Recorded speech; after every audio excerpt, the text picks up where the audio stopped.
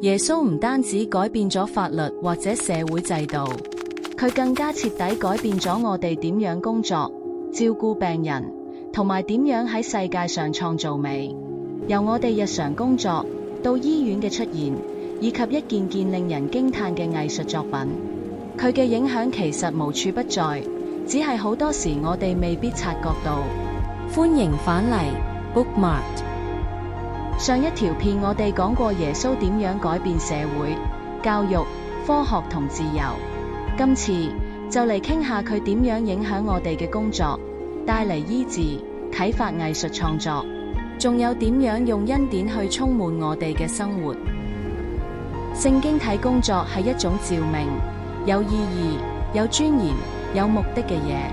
就算係耶穌，佢都親手做木匠嘅工作。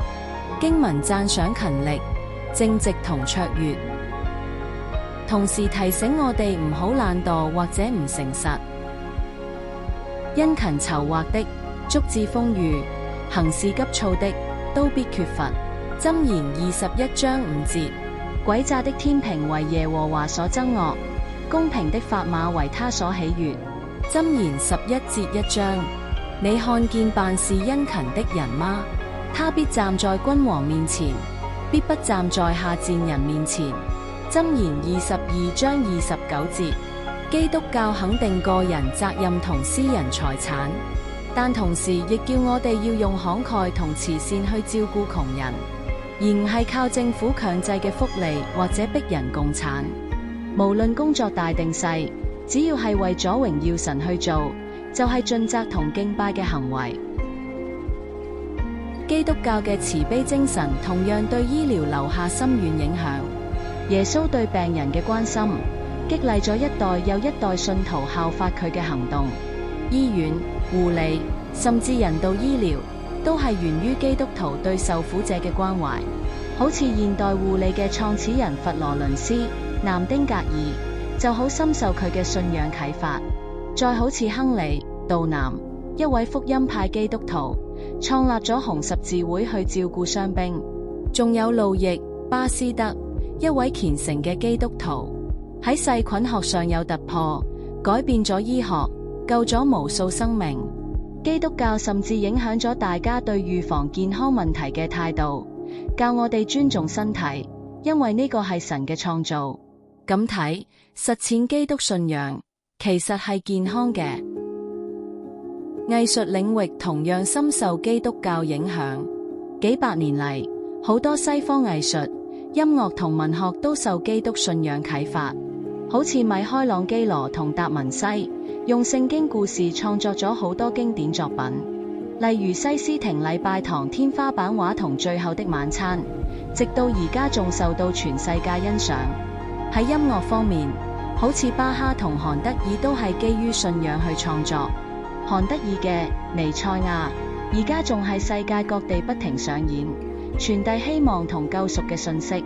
基督教嘅思想仲塑造咗好多文學作品，作家好似約翰·班揚、C.S. 路易斯、J.R.R. 托爾金，都創作咗探討善與惡、犧牲同希望嘅故事。天路歷程、納尼亞傳奇同魔戒影響咗成千上萬讀者。呢位啟發咗咁多經典作品嘅耶穌，2000多年前踏入咗一個破碎嘅世界，帶嚟拯救、醫治同神國嘅應許。佢而家仍然喺度工作，改變人心，重建生命，直到佢再嚟之前，繼續帶來希望。認識佢同將佢介紹俾其他人，係一份莫大嘅榮幸，同埋我哋人生中最有意義嘅使命。與耶穌同行係一份祝福，而透過佢，我哋亦被呼召去成為別人嘅祝福。當然，有批評者會以教會歷史上黑暗嘅時刻、十字軍東征、宗教裁判所、獵巫作為拒絕基督教嘅理由，但呢啲唔係耶穌嘅反應，而係偏離咗佢教導嘅行為。基督教應該係由基督嚟評價，而唔係由不完美嘅信徒嚟評判。歷史亦顯示，喺無神論嘅政權下，人命往往被當作可以犧牲。當人拒絕神，冇咩嘢被視為神聖，生命本身好快就失去價值。呢本書最後有個好清晰嘅呼籲：歷史唔係隨機，而係神嘅故事。基督徒被呼召將真理、憐憫同信仰帶入生活每一個層面，家庭、教育、科學、政府、藝術、文化。耶穌基督唔單止改變咗歷史，佢而家仍然改變人嘅生命，而每一代人都要答呢個問題：我哋要點樣回應佢？多謝收睇，唔好唔記得讚好、訂閱，仲要繼續同我哋喺 Bookmark 探索下一個題目啦！